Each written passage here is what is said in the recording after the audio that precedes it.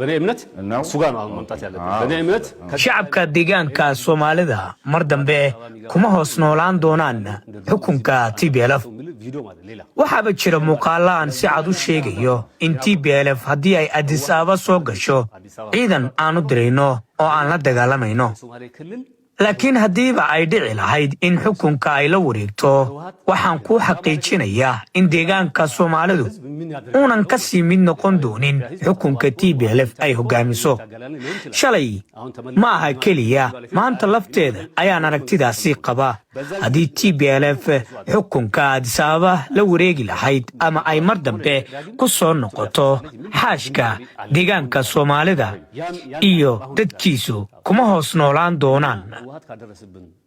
xukunka TPLF waxa sida yiri madaxweynaha dowladda deegaanka Soomaalida አገር በትኖ ሰውን ኦሬዲ እኮ እሱ በፈጠረው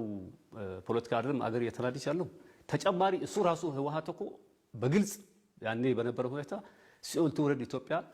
ትፈርሳለች ኮንፌዴሬሽን እያለ ሲያወራ የነበረ ጊዜ እኮ ነው ሉዓላዊ ክልሎችን ያጠቃ በአፋር ክልል በአማራ ክልል በዚህ ከውጭ ኃይሎች ጋር ተባብረህ መንግስት ለማፍረስ በመሰራበት ጊዜ ለኛ የነበረው ትርጉም ያፈርሱታል ነው ቢያፈርሱት ኖሮ ምን ታረጉ ነበር በእነሱ ስራ አንሆንም ይሄን አቋም ነው